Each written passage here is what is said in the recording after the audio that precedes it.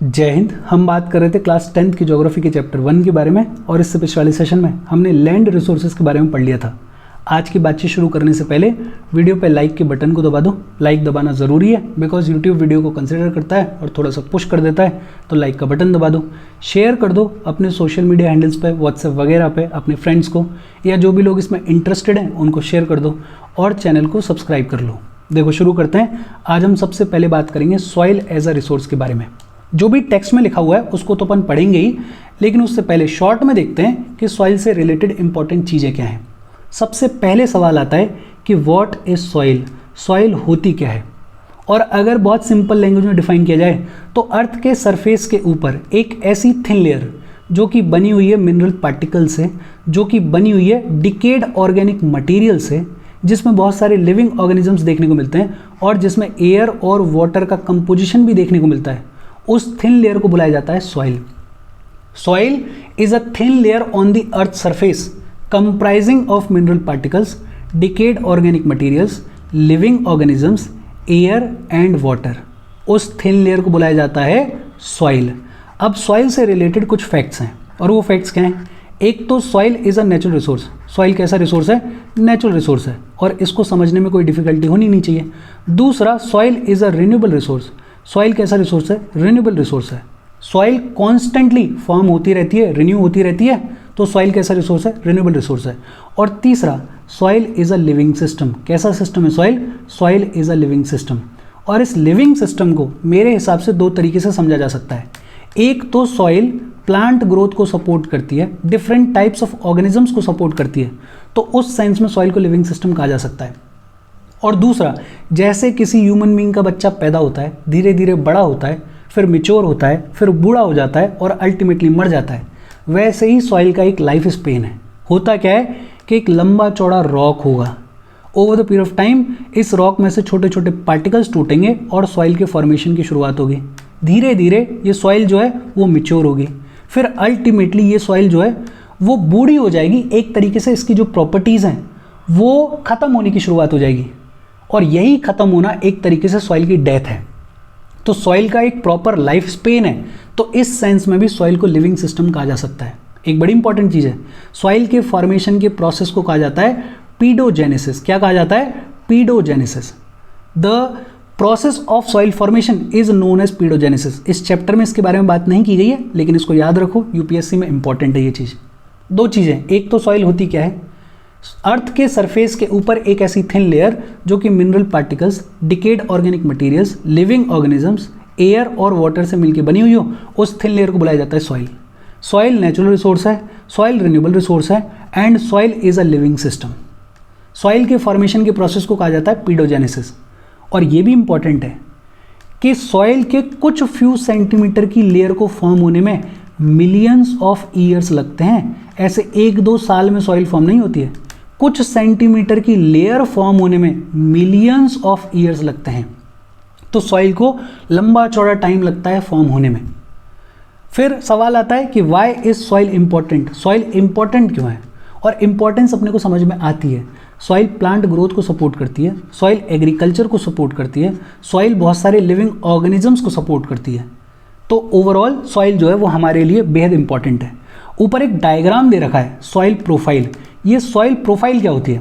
अगर बहुत simple language में बोला जाए तो मान लेते हैं कि ये है पूरी अर्थ, मतलब ये है अर्थ का टॉप और ये बिल्कुल अर्थ का सेंटर। अपन क्या कह रहे हैं कि अर्थ के सरफेस के ऊपर ये जो थिन लेयर होती है इसको बुलाया जाता है सॉइल। अर्थ के सरफेस के ऊपर ये जो थिन लेयर होती है इसको बुलाया जाता है सॉइल। लेकिन इस सॉइल में भी बहुत सारे वर्टिकल डिवीजन्स हैं, बहुत सारे वर्टिकल लेयर्स हैं। ये जो vertical sections of different layers हैं सॉइल में, इसको बुलाया जाता है सॉइल प्रोफाइल। होता क्या है, सबसे नीचे होती है पेरेंट बेड रॉक, मतलब एक लंबा चौड़ा rock. Over the period of time ये जो रॉक है इसमें से छोटे छोटे पार्टिकल्स टूटते हैं और बन जाते हैं पेरेंट रॉक मटेरियल। फिर थोड़ा और टाइम निकलता है तो ये जो पार्टिकल्स हैं वो थोड़े और महीन हो जाते हैं और सैंड, सिल्ट और क्ले बन जाती है और फाइनली सबसे टॉप पे आ जाती है एकदम महीन लेयर ऑफ सॉइल, जो कि प्लांट लाइफ को सपोर्ट करती है, जो कि एग्रीकल्चर को सपोर्ट करती है, जो कि लिविंग ऑर्गेनिजम्स को सपोर्ट करती है। इसमें कंफ्यूज नहीं होना। अपन क्या कह रहे हैं कि ये पूरा अर्थ है, इस अर्थ के सरफेस के ऊपर ये जो थिन लेयर है, इस थिन लेयर को बुलाया जाता है सॉइल। और इस सॉइल में, विद इन द सॉइल, बहुत सारे जो वर्टिकल लेयर्स हैं उसको बुलाया जाता है सॉइल प्रोफाइल। अच्छा, एक चीज़ अपन ने क्या देख ली कि सॉइल होती क्या है। सॉइल क्या होती है? अर्थ के सरफेस के ऊपर एक ऐसी थिन लेयर जो कि मिनरल पार्टिकल से, डिकेड ऑर्गेनिक मटेरियल से, लिविंग ऑर्गेनिज्म से, एयर और वाटर से मिलकर बनी हुई है, उस थिन लेयर को बोलते हैं सॉइल। दूसरा हमने क्या बात करी कि सॉइल नेचुरल रिसोर्स है, रिन्यूएबल रिसोर्स है, and soil is a living system. तीसरा हमने क्या देखा कि सॉइल के फॉर्मेशन के प्रोसेस को कहा जाता है पीडोजेनेसिस। चौथा हमने क्या बात करी कि सॉइल के लेयर के कुछ सेंटीमीटर्स को फॉर्म होने में मिलियंस ऑफ ईयर्स लगते हैं। फिर हमने देखा कि why is soil important, plant growth को सपोर्ट करती है, एग्रीकल्चर को सपोर्ट करती है, लिविंग ऑर्गेनिजम्स को सपोर्ट करती है। फिर हमने बात करी कि सॉइल प्रोफाइल क्या होती है। Vertical sections of different layers of soil are known as soil profile. Soil form हो रही है तो एक सवाल ये भी आता है कि सॉइल के फॉर्मेशन के फैक्टर्स क्या हैं, और 4-5 फैक्टर्स हैं। पहला फैक्टर क्या है सॉइल के फॉर्मेशन का? रिलीफ। रिलीफ को अगर सिंपल लैंग्वेज में बोलें तो स्लोप कैसा है किसी जगह का। मान लेते हैं कि ये कोई प्लेन एरिया है और ये कोई माउंटेन है।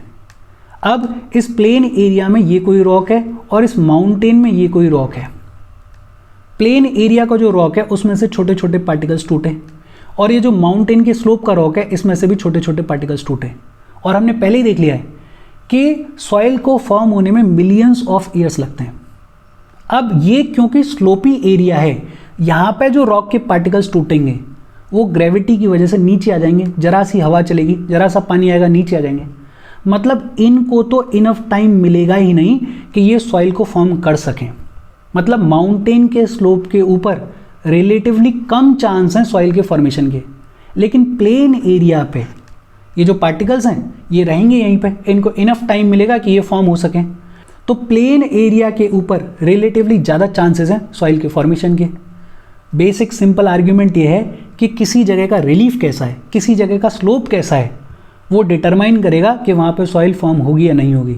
और एक चीज़ ये भी याद रखो कि सॉइल को जितना ज़्यादा टाइम होता जाता है, मतलब उसको जितना ज़्यादा टाइम मिलेगा फॉर्म होने के लिए, उतना ही सॉइल मैच्योर होती जाती है, उतना ही सॉइल बेहतर होती जाती है। अगर टाइम प्रॉपर नहीं मिला होगा तो सॉइल जो होती है वो इमेच्योर होती है। जहाँ पे रिलीफ बेहतर होती है, जैसे प्लेन है, वहाँ पे टाइम प्रॉपर मिलता है तो सॉइल जो है वो प्रॉपरली मैच्योर होती है। जहाँ पे स्लोप ज़्यादा होता है वहाँ पे सॉइल की फॉर्मेशन के चांसेस कम होते हैं, वहाँ पे सॉइल के मैच्योर होने के चांसेस कम होते हैं। तो पहला फैक्टर क्या है? रिलीफ है। दूसरा फैक्टर है पेरेंट रॉक, और पेरेंट रॉक जो है बड़ा इंपॉर्टेंट फैक्टर है। हम क्या कह रहे हैं कि होता क्या है कि एक रॉक होता है, उस रॉक में से over the period of time छोटे छोटे पार्टिकल्स टूटते हैं और वही पार्टिकल्स इवेंचुअली सॉइल को फॉर्म करते हैं। अब सिंपल है, सोच के देखो, ये जो रॉक है इसकी जो प्रॉपर्टीज़ होंगी क्या वही सॉइल की प्रॉपर्टीज़ नहीं होंगी? बट ऑब्वियस सी बात है, मान लेते हैं कि इस रॉक में कैल्शियम बहुत ज़्यादा है, तो जो सॉइल फॉर्म होगी उसमें भी कैल्शियम ज़्यादा होगा या नहीं होगा? बट ऑब्वियस सी बात है, होगा। इसका प्रैक्टिकल एग्जांपल देख लो। लावा से जो सॉइल फॉर्म होती है वो होती है ब्लैक कलर की, वो होती है डार्क कलर की। या फिर ग्रेनाइट रॉक से जो सॉइल फॉर्म होती है वो होती है रेड कलर की, बिकॉज ये जो रॉक्स हैं इनकी प्रॉपर्टीज यही हैं। तो किसी भी सॉइल के फॉर्मेशन में उसके पेरेंट रॉक का बड़ा इंपॉर्टेंट रोल है। दो फैक्टर्स, पहला क्या पढ़ा अपन ने? रिलीफ। दूसरा क्या देखा अपन ने? Parent rock. तीसरा फैक्टर है क्लाइमेट। तीसरा फैक्टर क्या है? क्लाइमेट। जैसे उस जगह का टेम्परेचर कैसा है, या उस जगह पे वाटर का फ्लो कैसा है, विंड का फ्लो कैसा है, या उस जगह पे प्रेसिपिटेशन किस तरीके से हो रहा है, वगैरह वगैरह। मतलब किसी जगह का क्लाइमेट डिटरमाइन करता है कि वहाँ की सॉइल कैसी होने वाली है। फॉर एग्जांपल मान लेते हैं कि कोई ऐसी जगह है जहाँ पे बारिश होती नहीं है, जहाँ पे टेम्परेचर बहुत ज़्यादा है, तो वहाँ पे बनेगी डेजर्ट सॉइल। लेकिन अगर कोई ऐसी जगह है जहाँ पे बारिश अच्छी होती है और जहाँ पे टेम्परेचर भी उतना ज़्यादा हाई या लो नहीं है, तो वहाँ पे बढ़िया सॉइल बनेगी। तो क्लाइमेट भी डिटरमाइन करता है कि किसी जगह पे सॉइल कैसी फॉर्म होने वाली है। फिर एक चौथा फैक्टर है और ये बड़ा इंपॉर्टेंट है, vegetation and other forms of life. अब इसको कैसे समझें? मान लेते हैं कि ये कोई एरिया है, यहाँ पे खूब सारे पेड़ लगे हुए हैं और यहाँ पे सॉइल की फॉर्मेशन की शुरुआत हो गई। अब पेड़ लगे हुए हैं तो पत्तियाँ ज़्यादा गिरेंगी, पत्तियाँ ज़्यादा गिरेंगी तो डिके ऑफ ऑर्गेनिक मटेरियल ज़्यादा होगा, डिके ऑफ ऑर्गेनिक मटेरियल ज़्यादा होगा तो इस सॉइल में ह्यूमस का कंटेंट ज़्यादा होगा, और अगर ह्यूमस का कंटेंट ज़्यादा होगा तो ये जो सॉइल है वो रिलेटिवली ज़्यादा बेहतर होगी। तो वेजिटेशन भी डिटरमाइन करती है कि सॉइल कैसी फॉर्म होने वाली है। अदर फॉर्म्स ऑफ लाइफ की अगर बात करें तो सॉइल में बहुत सारे बैक्टीरियाज मिलते हैं, बहुत सारे ऑर्गेनिजम्स मिलते हैं, और वो जो ऑर्गेनिजम्स हैं वो भी सॉइल की प्रॉपर्टीज़ को अफेक्ट करते हैं। और फिर फाइनली लास्ट फैक्टर है टाइम, और टाइम अब तक आपको समझ में आना चाहिए। भाई सॉइल के कुछ सेंटीमीटर के लेयर को फॉर्म होने में मिलियंस ऑफ ईयर्स लग रहे हैं। अगर प्रॉपर टाइम मिला ही नहीं होगा तो सॉइल फॉर्म होगी ही नहीं, प्रॉपर टाइम नहीं मिला होगा तो सॉइल जो है वो मैच्योर होगी ही नहीं। तो 5 फैक्टर्स हैं, एक तो है रिलीफ या फिर अपन बोल दें स्लोप, दूसरा है पेरेंट रॉक, तीसरा है क्लाइमेट, चौथा है vegetation and other forms of life, और 5वां है टाइम। और ये फैक्टर्स इवेंचुअली डिटरमाइन करते हैं कि सॉइल की प्रॉपर्टीज़ कैसी रहने वाली हैं, उसके कलर क्या रहने वाला है, उसकी थिकनेस क्या रहने वाली है, वगैरह वगैरह, उसकी फर्टिलिटी कैसी रहने वाली है। और यही सब लिखा हुआ है टेक्स्ट में, अपन फटाफट से देख लेते हैं। सॉइल जो है वो important renewable and natural resource है। सॉइल प्लांट ग्रोथ को सपोर्ट करता है, सॉइल डिफरेंट लिविंग ऑर्गेनिजम्स को सपोर्ट करता है, soil is a living system, ये भी अपने को पता है। सॉइल के कुछ सेंटीमीटर के लेयर को फॉर्म होने में मिलियंस ऑफ ईयर्स लगते हैं। फैक्टर्स की अगर बात की जाए, factors of formation of soil, पहला है रिलीफ, दूसरा है पेरेंट रॉक या फिर इसको बेड रॉक भी बुलाया जा सकता है, तीसरा है क्लाइमेट, चौथा है vegetation and other forms of life, और 5वां है टाइम। देख लिया अपन ने कैसे इंपॉर्टेंट है ये। और यही फैक्टर्स हैं जो कि इवेंचुअली रिस्पॉन्सिबल हैं सॉइल की फॉर्मेशन के लिए, उसकी प्रॉपर्टीज़ के लिए। उसमें केमिकल प्रॉपर्टीज़ कैसी होंगी, फिजिकल प्रॉपर्टीज़ कैसी होंगी, सॉइल का कलर कैसा होगा, थिकनेस कैसा होगा, टेक्सचर कैसा होगा, एज कैसी होगी, यही फैक्टर्स डिटरमाइन करते हैं सॉइल के प्रॉपर्टीज़ को। और इन्हीं बेसिस पे हमारे कंट्री में सॉइल्स को क्लासिफाई किया गया है। जो सबसे इंपॉर्टेंट सॉइल है वो है एलुवियल सॉइल। कौन सी सॉइल है? Alluvial soil. अब अपन एलुवियल सॉइल के बारे में पढ़ें, जो भी टेक्स्ट में लिखा हुआ है उसको देखेंगे, लेकिन उससे पहले एलुवियल सॉइल को अपन ब्रीफ में देखते हैं। देखो 2-3 सवाल हैं। पहला सवाल तो ये है कि ये जो एलुवियल सॉइल है ये फॉर्म कैसे होती है, हाउ इट इज़ फॉर्म्ड। इसका बड़ा सिंपल आंसर है, it is formed because of deposition of sediments. बड़ी बड़ी नदियाँ जो हैं वो अपने साथ में सेडिमेंट्स लेकर आती हैं, उन सेडिमेंट्स को अपने किनारे पर डिपॉजिट करती हैं, और इस डिपॉजिशन की वजह से over the period of time form होती है कौन सी सॉइल? Alluvial soil. दूसरा सवाल ये है कि ये जो एलुवियल सॉइल है ये कहाँ पे फॉर्म होती है, तो बट ऑब्वियस सी बात है, जहाँ जहाँ रिवर्स सेडिमेंट्स लेकर आएंगी वहाँ वहाँ एलुवियल सॉइल फॉर्म होगी। इंडिया में अगर बात करें तो Indo Gangetic plains, Indo Gangetic plains जो हैं, या जिनको अपन सिंपल लैंग्वेज में बोलते हैं नदन प्लेन्स, यहाँ पे इंदस, गंगा और ब्रह्मपुत्र खूब सारा सेडिमेंट लेकर आती हैं, और उसकी वजह से over the period of time in northern plains में, असम वाली जो प्लेन्स हैं उनमें एलुवियल सॉइल फॉर्म हो गई है। दूसरा, सदर्न इंडिया में देखोगे तो महानदी है, गोदावरी है, कृष्णा है, कावेरी है, उनके कोस्टल एरियाज में भी खूब सारा सेडिमेंट का डिपॉजिट होता है, और वहाँ पे भी एलुवियल सॉइल देखने को मिलती है। एक तो एलुवियल सॉइल कैसे फॉर्म होती है, it is formed because of deposition of sediments. हमारे इंडिया में कहाँ कहाँ मिलती है? इंडो गेंजेटिक प्लेन्स में, जो कि फॉर्म हुए इंदस, गंगा और ब्रह्मपुत्र की वजह से। और दूसरा, सदर्न इंडिया में अगर देखोगे तो महानदी, गोदावरी, कृष्णा, कावेरी के कोस्टल एरियाज में सेडिमेंट्स डिपॉजिट हुए हैं, और उनकी वजह से एलुवियल सॉइल फॉर्म हुई है। ये जो एलुवियल सॉइल है ये हमारे कंट्री में मोस्ट वाइडली स्प्रेड सॉइल है। मतलब कंट्री में अगर देखें तो लगभग 45% एरिया में एलुवियल सॉइल देखने को मिलती है, जो कि बहुत अच्छी बात है, बिकॉज ये जो एलुवियल सॉइल है ये फर्टाइल सॉइल है, और फर्टाइल सॉइल है तो इस पर एग्रीकल्चर खूब होता है, और जहाँ भी एग्रीकल्चर खूब होगा वो एरिया डेंसली पॉपुलेटेड होगा या कम पॉपुलेशन रहेगी, वो एरिया बट ऑब्वियसली बात है डेंसली पॉपुलेटेड होगा। तो जहाँ भी एलुवियल सॉइल है वहाँ पे पॉपुलेशन की डेंसिटी हमारी कंट्री में खूब ज़्यादा है। कुछ प्रॉपर्टीज़ हैं इस एलुवियल सॉइल की। ये जो एलुवियल सॉइल है इसमें सैंड, सिल्ट और क्ले जो है वो वेरियस प्रोपोर्शंस में मिलती है। सैंड, सिल्ट और क्ले जो है SSC वो वेरियस प्रोपोर्शंस में मिलती है। और ये जो एलुवियल सॉइल है ये पोटैश में, फॉस्फोरिक एसिड में और लाइम में बेहद रिच होती है। पोटैश, फॉस्फोरिक एसिड और लाइम में एलुवियल सॉइल जो है वो रिच होती है। देखो अपन ने बेसिक बातचीत की है। एक तो हमने देखा कि एलुवियल सॉइल फॉर्म कैसे होती है, it is formed because of deposition of sediments, और सेडिमेंट्स कौन लेकर आता है? रिवर्स लेकर आती हैं। दूसरा, ये जो एलुवियल सॉइल है ये हमारे कंट्री में कहाँ मिलती है? वहाँ जहाँ पे रिवर्स डिपोजिशन करती हैं। कहाँ करती हैं? नदन प्लेन्स में करती हैं। कौन सी 3 नदियाँ? इंदस, गंगा, ब्रह्मपुत्र। दूसरा, महानदी, गोदावरी, कृष्णा, कावेरी के जो कोस्टल एरियाज़ हैं वहाँ पे भी रिवर्स सेडिमेंट्स को डिपॉजिट करती हैं, तो वहाँ भी एलुवियल सॉइल मिल जाती है। हमारे कंट्री में सबसे ज़्यादा मिलने वाली सॉइल कौन सी है? Alluvial soil. लगभग 45% एरिया में एलुवियल सॉइल मिलती है, जो कि अच्छी बात है, because alluvial soil is fertile, और फर्टाइल सॉइल है तो एग्रीकल्चर को सपोर्ट करती है। और जहाँ भी एग्रीकल्चर होगा वो एरिया डेंसली पॉपुलेटेड होगा या कम पॉपुलेशन रहेगी वहाँ पे, बट ऑब्वियस सी बात है डेंसली पॉपुलेटेड होगा। जैसे यूपी में देख लो, बिहार में देख लो, पंजाब में देख लो, खूब सारी पॉपुलेशन रहती है, बिकॉज यहाँ पे एग्रीकल्चर खूब सारा होता है। कुछ प्रॉपर्टीज़ हैं एलुवियल सॉइल की, एक तो सैंड, सिल्ट और क्ले एलुवियल सॉइल में वेरियस प्रोपोर्शंस में मिलती है, और दूसरा जो कि बेहद इंपॉर्टेंट है, पोटैश, फॉस्फोरिक एसिड और लाइम में ये एलुवियल सॉइल रिच होती है। ये सिंपल सी चीज़ें हैं। अच्छा, एक चीज़ और है, जैसे होगा क्या, ये मान लेते हैं माउंटेन है, क्या है ये, माउंटेन है, और माउंटेन के बाद यहाँ से शुरू हो रहे हैं प्लेन्स।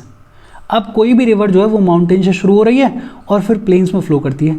जब ये प्लेन्स में फ्लो करेगी तो खूब सारे सेडिमेंट को डिपॉजिट करेगी, सेडिमेंट को डिपॉजिट करेगी तो अल्टीमेटली उसकी वजह से फॉर्म होगी एलुवियल सॉइल। अब इसमें अपने को 2-3 चीज़ें समझनी है। एक तो माउंटेन जहाँ पे ख़त्म होता है और जहाँ से प्लेन शुरू होते हैं उसको बोलते हैं अपन ब्रेक ऑफ स्लोप। क्या बोलते हैं, ब्रेक ऑफ स्लोप, या फिर स्लोप ब्रेक भी बोल देते हैं। इसको क्या बोलते हैं अपन, ब्रेक ऑफ स्लोप। अच्छा, रिवर जब माउंटेन से नीचे आ रही थी तब रिवर को अपना कोई भी फोर्स नहीं लगाना पड़ रहा था, बिकॉज ग्रेविटी की वजह से ऑटोमेटिक रिवर नीचे की तरफ आ रही थी। इसमें जितने भी बड़े कंकड़ थे, छोटे मोटे पार्टिकल्स थे, वो भी साथ में आ रहे थे। लेकिन जैसे ही रिवर प्लेन्स में एंटर करेगी, इस रिवर को अपना फोर्स लगाना पड़ेगा, अपनी वेलोसिटी लगानी पड़ेगी इन पार्टिकल्स को, इन पत्थरों को अपने साथ कैरी करने के लिए। तो जैसे ही रिवर प्लेन्स में एंटर करती है, इस स्लोप ब्रेक के बाद में रिवर सबसे पहले मोटे मोटे पार्टिकल्स को डिपॉजिट करने की शुरुआत कर देती है। भाई छोटे छोटे पार्टिकल्स को ले जाना अपने साथ में इजी होता है, तो सबसे पहले ये मोटे मोटे पार्टिकल्स को डिपॉजिट करने की शुरुआत कर देती है। अच्छा, ये अपन ने पहले पढ़ा हुआ है कि जहाँ पे ये मोटे मोटे पत्थर डिपॉजिट होते हैं वहाँ पे रिवर का पानी थोड़ा बहुत दिखता है, बहुत ज़्यादा दिखता नहीं है। फिर ये रिवर जो है वो दोबारा से इमर्ज होने की शुरुआत करती है और यहाँ पे थोड़ा गंदा सा पानी निकलने की शुरुआत होता है, और इस एरिया को अपन बोलते हैं तराई रीजन। क्या बोलते हैं, तराई रीजन। ये जो स्लोप ब्रेक से लेके तराई रीजन तक का एरिया है, इसको बुलाया जाता है पीडमोंट प्लेन। क्या बुलाया जाता है, पीडमोंट प्लेन। जैसे ही स्लोप, ये जो माउंटेन का स्लोप है ये खत्म होगा और प्लेन्स की शुरुआत होगी, रिवर जो है वो मोटे मोटे कोर्स पार्टिकल्स को डिपॉजिट करना शुरू करेगी। क्यों, क्योंकि रिवर को अपनी वेलोसिटी मेंटेन करनी है, आगे जाना है, तो मोटे मोटे पार्टिकल्स को डिपॉजिट कर देगी। इसके बाद एक सेक्शन ऐसा आएगा जब रिवर जो है वो इन पार्टिकल्स के बीच में से इमर्ज होगी, वापस से दिखने की शुरुआत करेगी, और इस छोटे से एरिया को अपन बुलाते हैं तराई। ये जो एरिया है पूरा, इसको बुलाया जाता है पीडमोंट प्लेन। क्या बुलाया जाता है, पीडमोंट प्लेन। और इस पीडमोंट प्लेन को हमारे कंट्री के अलग अलग हिस्सों में अलग अलग नामों से जाना जाता है। जैसे कहीं इसको बुलाया जाता है दुआर्स, कहीं इसको बुलाया जाता है चाउस, वो सब अपन देखेंगे। बेसिक बातचीत हमने क्या बात करी, ये जो एलुवियल सॉइल है ये कैसे फॉर्म होती है, सेडिमेंट के डिपोजिशन से ये एलुवियल सॉइल फॉर्म होती है। और मैं बार बार इसलिए बोलता हूँ चीज़ों को ताकि यहीं आपको ये चीज़ें याद हों। ये सॉइल्स वगैरह बेहद इंपॉर्टेंट है यूपीएससी के पर्सपेक्टिव से। कैसे फॉर्म होती है, because of deposition of sediment. कहाँ मिलती है, हमारे नदन प्लेन्स में और महानदी, गोदावरी, कृष्णा, कावेरी के कोस्टल एरियाज में। ये जो एलुवियल सॉइल है इसमें सैंड, सिल्ट और क्ले वेरियस प्रोपोर्शंस में मिलता है। एलुवियल सॉइल जो है वो पोटैश में, फॉस्फोरिक एसिड में और लाइम में रिच होती है। हमारी कंट्री में सबसे ज़्यादा मिलने वाली सॉइल कौन सी है, एलुवियल सॉइल।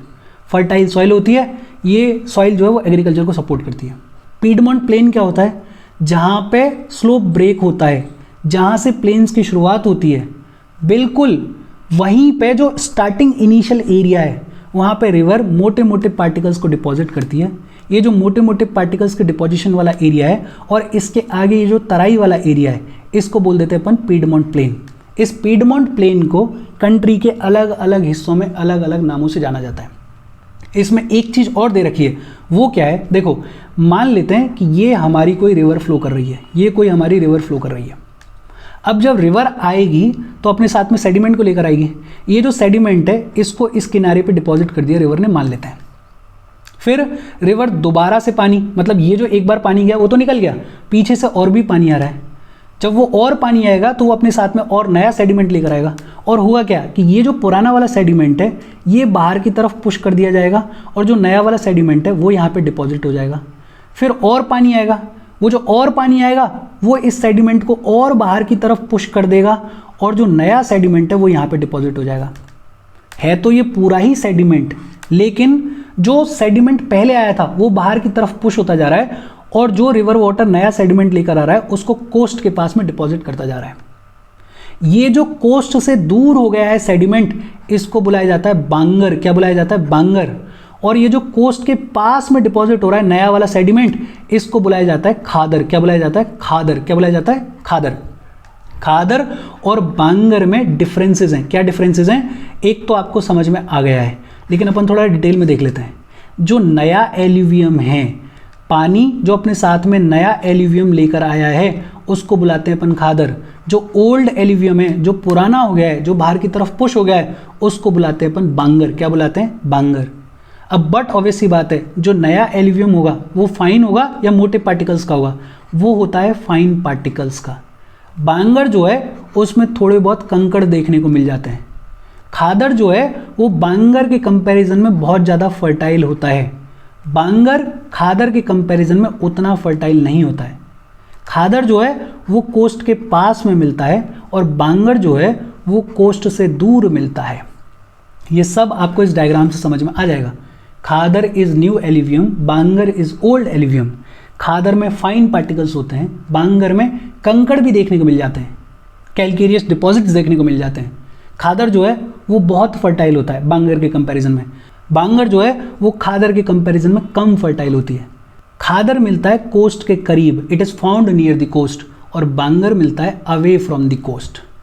और यही सब लिखा हुआ है एल्यूवियल सॉइल के पूरे टेक्स्ट में। अपन फटाफट से देखेंगे। देखो, it is the most widely spread soil, सबसे इंपॉर्टेंट सॉइल भी है बिकॉज फर्टाइल है। कहाँ मिलती है?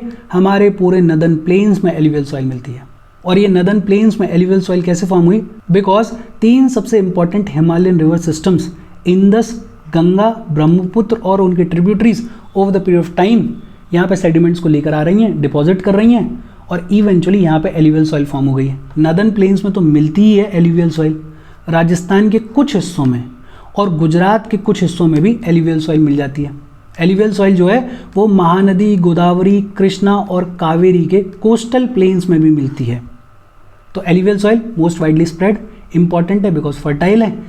एक तो नदर्न प्लेन्स में मिलती है, इंदस, गंगा, ब्रह्मपुत्र की वजह से जो भी सेडिमेंट्स का डिपोजिशन होता है। दूसरा, थोड़ा बहुत राजस्थान और थोड़ा बहुत गुजरात में भी मिल जाती है। और तीसरा, महानदी, गोदावरी, कृष्णा, कावेरी के जो कोस्टल प्लेन्स हैं वहाँ भी एल्यूवियल सॉइल देखने को मिलती है। एल्यूवियल सॉइल में सैंड, सिल्ट और क्ले जो है वो वेरियस प्रोपोर्शंस में देखने को मिलती है। और ये बड़ी important line, as we move inlands towards the river valleys, soil particles appear somewhat bigger in size. In the upper reaches of the river valley, near the place of the break of slope, the soils are coarse. Such soils are more common in the Piedmont plains, such as Duars, Chaos, Tarais. ये अपन ने देख लिया बहुत simple language में। ये जो पूरा text लिखा हुआ है ये क्या कह रहा है कि जैसे ही ब्रेक ऑफ स्लोप की शुरुआत होती है तो रिवर जो है वो अपने मोटे मोटे पार्टिकल्स को डिपॉजिट करती है। क्यों डिपॉजिट करती है? बिकॉज रिवर को अपनी वेलोसिटी को मेंटेन करना है। और ये जो पार्टिकल्स वाला एरिया है, इससे थोड़ा सा आगे जाओगे तो यहाँ पे रिवर जो है वो थोड़ा सा दिखने की शुरुआत होती है, मतलब पार्टिकल्स के बीच में, बड़े बड़े पत्थरों के बीच में उतना दिखती नहीं है, लेकिन यहाँ पे दोबारा से रीसरफेस करने की शुरुआत करती है रिवर। और यहाँ पे जो पानी होता है वो थोड़ा सा गंदा होता है, इस रीजन को अपन बोलते हैं तराई। ये जो बड़े बड़े पार्टिकल्स डिपॉजिट किए, बड़े बड़े पत्थर डिपॉजिट किए रिवर ने, और ये जो तराई वाला रीजन है इसको बुला दिया जाता है पीडमोंट प्लेन। ये जो पीडमोंट प्लेन है इसको अलग अलग नामों से जाना जाता है। दुआर्स कहा जाएगा, कहीं कहीं चाओस कहा जाएगा, कहीं तराई कहा जाएगा। फिर आगे बात की गई है कि on the basis of age soil को 2 कैटेगरीज में डिवाइड किया गया है। एक होती है खादर जो कि न्यू एल्यूवियल होती है, और दूसरी होती है बांगर जो कि ओल्ड एल्यूवियल होती है। बांगर सॉइल जो है उसमें कंकड़ नोड्यूल्स देखने को मिलता है। खादर जो है वो फाइन पार्टिकल से बनी हुई होती है। बांगर जो है वो अवे फ्रॉम द कोस्ट मिलती है। खादर जो है वो नियर द कोस्ट मिलती है। एल्यूवियल सॉइल बेहद फर्टाइल सॉइल है। क्यों? क्योंकि इसमें पोटैश, फॉस्फोरिक एसिड और लाइम का एडिक्वेट प्रोपोर्शन देखने को मिलता है। और क्योंकि फर्टाइल सॉइल है तो जितना बार एग्रीकल्चर है वो ज़्यादातर एल्यूवियल सॉइल पे होता है। जैसे शुगर केन की खेती है, पैडी की खेती है, वीट की खेती है, जितने भी अदर इंपॉर्टेंट क्रॉप्स हैं उन सबको इन एल्यूवियल सॉइल्स वाले रीजन्स में उगाया जाता है। और क्योंकि एल्यूवियल सॉइल के ऊपर एग्रीकल्चर होता है तो ये डेंसली पॉपुलेटेड एरियाज होते हैं, लोग ज़्यादातर यहीं रहते हैं। एक और चीज़ है कि alluvial soil in the drier areas are more alkaline मतलब ड्रायर एरियाज़ में जहाँ भी एलुवियल सॉइल मिलती है वो थोड़ी एल्कलाइन ज़्यादा होती है, बट हाँ इसको अगर प्रॉपर इरिगेशन दिया जाए, प्रॉपर ट्रीटमेंट दिया जाए तो इस पे भी अच्छा खासा एग्रीकल्चर किया जाता है। ड्रायर रीजन वाली एलुवियल सॉइल पे भी अच्छा खासा एग्रीकल्चर किया जाता है, कोई दिक्कत वाली बात नहीं है। अच्छा, एलुवियल सॉइल के बाद में बात आती है ब्लैक सॉइल के बारे में। देखो मैं तो बहुत सिंपल ये कह रहा हूँ कि जो टेक्स्ट में लिखा हुआ है वो तो लिखा हुआ है, लेकिन ये जो अपन ने शॉर्ट में लिखा है इसको अपनी कॉपी में लिखो और बार बार रिवाइज करो। रिवाइज करोगे चीज़ें ऑटोमेटिकली याद हो जाएंगी, बिकॉज मेरे को खुद को ऐसे याद हुई हैं। मैंने शॉर्ट में चीज़ें लिखी हैं, हर 5वें 7वें दिन उनको रिवाइज किया है और over the period of time उस रिवीजन की वजह से ये जो स्ट्रक्चर है ये दिमाग में सेट हो गया है, वो पूरा फ्लो, वो पूरा पैटर्न जो है वो दिमाग में सेट हो गया है। और यही तरीका है, रिवाइज करते रहोगे चीज़ें ऑटोमेटिकली आपके लिए ईजी हो जाएंगी, अदरवाइज आपको सारी चीज़ें बहुत डिफिकल्ट लगेंगी। अब बात आती है ब्लैक सॉइल के बारे में। ब्लैक सॉइल जो है वो ब्लैक होती है कलर में। ब्लैक सॉइल को रेगर सॉइल भी बुलाया जाता है। एक चीज़ क्या है, black soil is black in colour. दूसरा, ब्लैक सॉइल को रेगर सॉइल भी बुलाया जाता है। तीसरा, ब्लैक सॉइल जो है वो कॉटन को उगाने के लिए बेहद आइडियल सॉइल है। मतलब सबसे बढ़िया खेती कॉटन की होती है ब्लैक सॉइल में, और इसीलिए इसको ब्लैक कॉटन सॉइल भी बुलाया जाता है। तो 2-3 चीज़ें, इसको पहले अपन शॉर्ट में ही देख लें क्या? हाँ, शॉर्ट में देख लेते हैं। देखो ब्लैक सॉइल से रिलेटेड अपन क्या बातचीत कर रहे हैं। ब्लैक सॉइल का क्या है, एक तो black soil is black in colour. कैसे कलर में है? ब्लैक कलर में है। ब्लैक सॉइल को रेगर सॉइल भी बुलाया जाता है। क्या बुलाया जाता है? रेगर सॉइल। ब्लैक सॉइल जो है वो कॉटन के कल्टीवेशन के लिए आइडियल होती है, इसलिए इसको ब्लैक कॉटन सॉइल भी कहा जाता है। और फिर वही सवाल जो एलुवियल सॉइल के लिए अपन ने पढ़े थे कि ये जो ब्लैक सॉइल है ये फॉर्म कैसे होती है? ये फॉर्म होती है because of solidification of lava. कैसे फॉर्म होती है? Because of solidification of lava. Lava जब over the period of time solidify होता है और फिर धीरे धीरे डिके होता है तो उसकी वजह से जो सॉइल फॉर्म होती है उसको बुलाया जाता है ब्लैक सॉइल। अब एक सवाल इससे ये भी आ जाता है कि हमारी कंट्री में ब्लैक सॉइल कहाँ मिलेगी? तो हमें पता है कि हमारे कंट्री में लावा कहाँ मिलता है। ये हमारा प्लेट्यू है पूरा। इस प्लेट्यू के बिल्कुल नॉर्थ वेस्टर्न साइड में ये जो एरिया है इसको बुलाया जाता है डेक्कन ट्रैप। ये सब अपन ने पढ़ा हुआ है। और ये जो डेक्कन ट्रैप वाला एरिया है ये बना हुआ है लावा के सॉलिडिफिकेशन की वजह से। तो ये जो डेक्कन ट्रैप वाला एरिया है यहाँ पे मिलती है ब्लैक सॉइल। यहाँ पे क्या मिलती है? ब्लैक सॉइल मिलती है। ये ब्लैक सॉइल कैसे फॉर्म हो रही है? बिकॉज ऑफ सॉलिडिफिकेशन ऑफ लावा। हमारे कंट्री में ब्लैक सॉइल कहाँ मिल रही है? ये डेक्कन ट्रैप वाले रीजन में ब्लैक सॉइल मिल रही है। फिर ब्लैक सॉइल की कुछ प्रॉपर्टीज़ हैं। एक तो ब्लैक सॉइल जो है वो क्लेई मटेरियल से बनी हुई है, बहुत फाइन पार्टिकल से बनी हुई होती है ब्लैक सॉइल। दूसरा, ब्लैक सॉइल की जो मॉइस्चर होल्डिंग कैपेसिटी है वो बहुत ज़्यादा होती है। मतलब ब्लैक सॉइल में बहुत सारा मॉइस्चर होता है।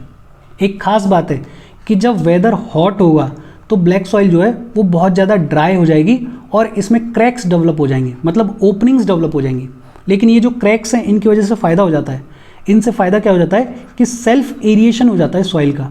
मतलब जैसे ये सॉइल की लेयर है, अब जब गर्मी पड़ रही है, बहुत ज़्यादा हॉट वेदर है, तो ये जो सॉइल है ब्लैक सॉइल ये सूख जाती है और सूखने की वजह से इसमें क्रैक्स डेवलप होने की शुरुआत हो जाती है। लेकिन इससे फ़ायदा क्या होता है कि जो एयर है जो कि कल तक सिर्फ इस सरफेस तक जा रही थी अब वो अंदर तक जाती है। मतलब अंदर तक ऑक्सीजन वगैरह की एयर की सप्लाई हो जाती है। तो ये जो सॉइल है वो सेल्फ एरिएट हो जाती है, मतलब सेल्फ अपने आप खुद को एरिएट कर लेती है। लेकिन दूसरी भी प्रॉपर्टी है इसकी कि जैसे ही वेट सीजन आएगा तो ये जो ब्लैक सॉइल है वो बहुत ज़्यादा स्टिकी हो जाती है, बहुत ज़्यादा चिपचिपी हो जाती है। इतनी ज़्यादा स्टिकी हो जाती है कि इसमें हल लगाना, इसको प्लो करना भी डिफ़िकल्ट हो जाता है। देखो हमने क्या बात करी कि एक तो black soil is black in colour, इसको रेगर सॉइल भी बुलाया जाता है। कॉटन कल्टीवेशन के लिए ये आइडियल सॉइल है, इसलिए इसको ब्लैक कॉटन सॉइल भी कहा जाता है। ये फॉर्म होती है बिकॉज ऑफ सॉलिडिफिकेशन ऑफ लावा। हमारे कंट्री में कहाँ मिलती है? ये जो डेक्कन ट्रैप वाला रीजन है जो कि लावा के सॉलिडिफिकेशन से बना हुआ है, वहाँ पे मिलती है हमारी कंट्री में black soil. Black soil fine particle से बनी हुई है, क्लेई मटेरियल से बनी हुई है। इसकी मॉइस्चर होल्डिंग कैपेसिटी बहुत ज़्यादा होती है। जब हॉट वेदर होता है तो ये ब्लैक सॉइल सूख जाती है, हद से ज़्यादा ड्राई हो जाती है और इसमें क्रैक्स डेवलप हो जाते हैं। लेकिन क्रैक्स डेवलप होने की वजह से इसको एक सुविधा हो जाती है, ये खुद को सेल्फ एरिएट कर लेती है। लेकिन जब वेट होगी ब्लैक सॉइल तो बहुत ज़्यादा स्टिकी हो जाएगी, इतनी ज़्यादा स्टिकी हो जाएगी कि इसको प्लो करना, इसमें हल लगाना डिफ़िकल्ट हो जाएगा। और फिर ब्लैक सॉइल जो है वो कैल्शियम कार्बोनेट में रिच होती है, CaCO3 कैल्शियम कार्बोनेट में रिच होती है, मैग्नीशियम में रिच होती है, इसके अलावा पोटैश में ब्लैक सॉइल रिच होती है और लाइम में ब्लैक सॉइल रिच होती है। तो ब्लैक सॉइल जो है वो कैल्शियम कार्बोनेट, मैग्नीशियम, पोटैश और लाइम में रिच होती है।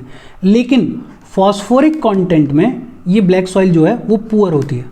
फॉस्फोरिक कंटेंट में ब्लैक सॉइल पुअर होती है, कैल्शियम कार्बोनेट, मैग्नीशियम, पोटैश और लाइम में ब्लैक सॉइल जो है वो रिच होती है। और यही सब कुछ लिखा हुआ है टेक्स्ट में, फटाफट से अपन देख लेते हैं। देखो, black soil black in colour, Regar soil भी बोलते हैं, कॉटन कल्टीवेशन के लिए आइडियल है, इसलिए इसको ब्लैक कॉटन सॉइल भी बुलाया जाता है। ब्लैक सॉइल जो है वो क्लाइमेटिक कंडीशंस और पेरेंट रॉक मटेरियल पर बहुत ज़्यादा डिपेंडेंट होती है भाई। बट ऑब्वियस सी बात है कि एक तो ड्राई एंड हॉट वेदर चाहिए। कैसा चाहिए? ड्राई एंड हॉट वेदर चाहिए इसको फॉर्म होने के लिए, बिकॉज लावा जो है वो सॉलिडिफाई होता है और लावा के सॉलिडिफिकेशन के लिए ड्राई एंड हॉट वेदर चाहिए।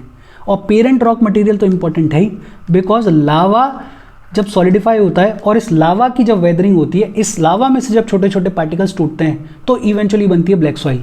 अगर लावा ही नहीं होगा तो ब्लैक सॉइल बनेगी ही नहीं। तो क्लाइमेटिक कंडीशंस और पेरेंट रॉक मटेरियल जो है वो बड़ा इंपॉर्टेंट रोल प्ले करते हैं ब्लैक सॉइल के फॉर्मेशन में। हमारे कंट्री में ब्लैक सॉइल कहाँ मिलती है? डेक्कन ट्रैप में, जिसको बसाल्ट रीजन भी कहा जाता है। क्या कहा जाता है? Basalt region. और ये कहाँ पर है? ये है नॉर्थ वेस्ट डेक्कन प्लेट्यू में। अभी अपन ने देखा ये हमारा पूरा प्लेट्यू, डेक्कन प्लेट्यू, इस डेक्कन प्लेट्यू का ये जो नॉर्थ वेस्टर्न हिस्सा है वहाँ पे मिलती है हमारी ब्लैक सॉइल, और इस एरिया को बुलाया जाता है डेक्कन ट्रैप या फिर बसाल्ट रीजन।